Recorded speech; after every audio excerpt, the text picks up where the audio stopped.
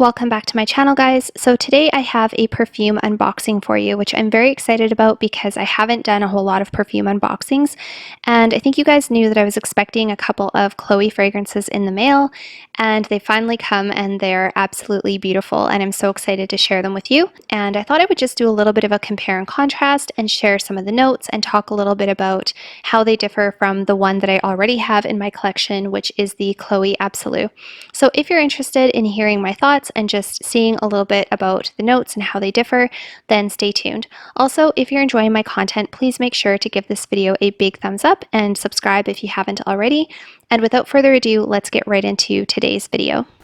Okay, so I literally just took these Chloe fragrances out of that box, and I have myself some notes here with all of the notes of the perfume written on it.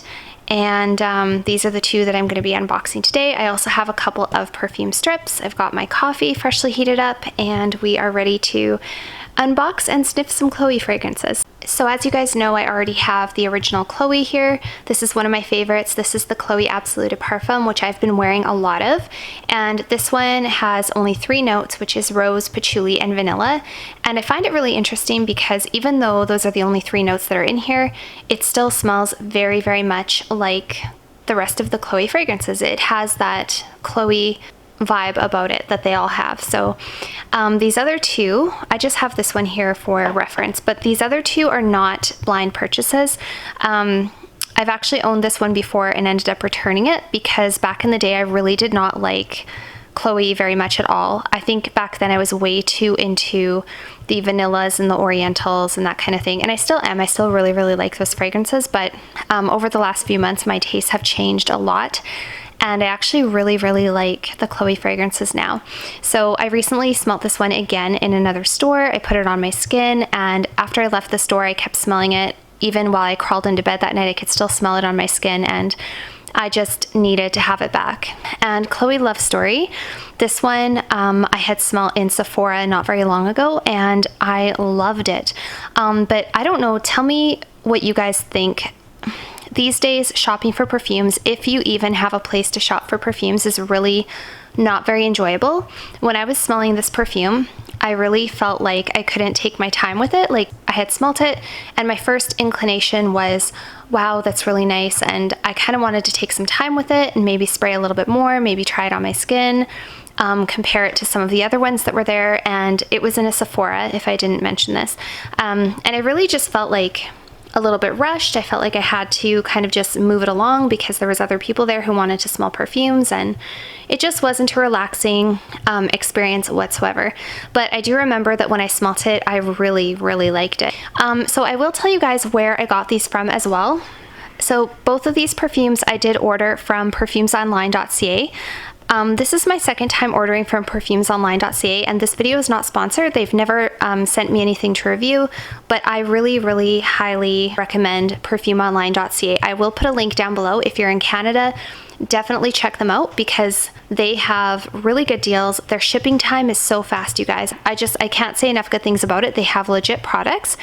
They have pretty good selection, maybe not quite as good as some of the United States ones, but that being said, sometimes I found fragrances on Canadian websites that I couldn't find on like the US ones.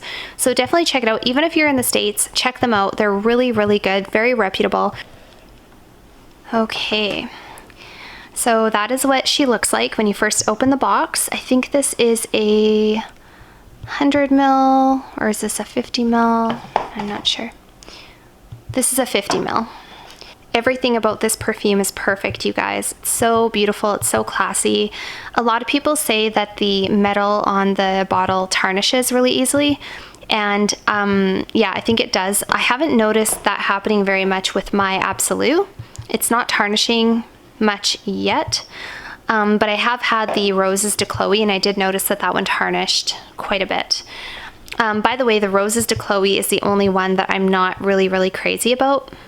That one I did actually gift to my daughter, so she's really thrilled with it. She loves it. So when you take it out, you have your little Chloe card inside, and this is what the bottle looks like. It's so beautiful. One of the classiest bottle designs in the world. So I'm just going to set the camera down, and I'm going to give this a spray on some paper. Okay, so I just sprayed this, and before I give it a smell, I can already smell it right now. It's so pretty, but I'm gonna go through the notes with you quickly. So this is classified as a floral rose fresh fruity fragrance, and it has notes of rose, peony, lychee, freesia, lily of the valley, magnolia, cedar, and amber.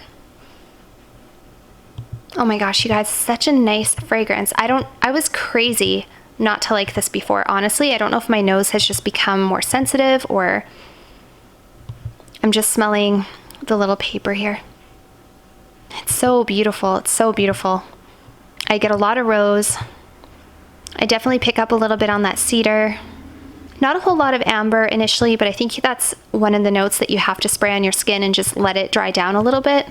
Oh, it's so beautiful. It's very subtle in here though. This is primarily definitely rose and florals.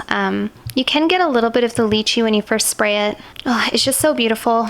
It's such a classy, everyday fragrance. This would make a great signature scent, and I know a lot of women do wear this. Very clean, very flirtatious, very pretty, very well kept, dresses well, doesn't cuss.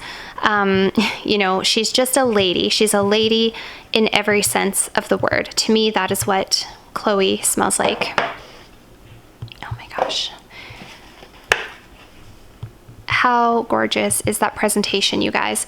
This one is a 75 ml. I think this was the only one available on the website. I think there was a couple that were the tester version, and I've decided not to buy the tester version anymore just because I've had a couple of bad experiences with tester versions from other websites.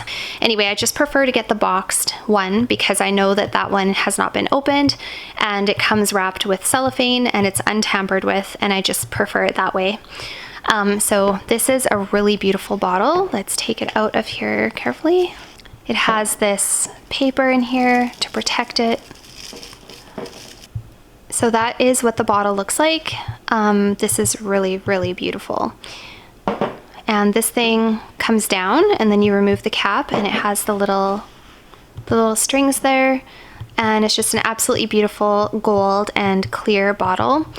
So before I spray this one, I will let you know what some of the notes are. So this is a white floral, citrusy, musky, woody fragrance, and it has notes of lemon, lime, grapefruit, and pear. So it is a little bit fruity. It's got more citruses than the other fragrances. It still has rose, but they also have orange blossom, which is different. Orange blossom is classically sexier floral note used in a lot of women's kind of date night fragrances, and a lot of daytime fragrances as well. There's also peach, there's patchouli, cedar, musk, so keeping with the same vibe as the other Chloe fragrances, but then there's also cashmere wood and black currant in here, so a little bit more fruity. It's been a while since I tested it in store, and you know how when you're in the store you never know how old the bottles are that you're smelling that are sitting out on the shelf, so it's always nice to smell a brand new bottle of perfume as well. I just sprayed the paper and I'm just kind of letting the alcohol dry here.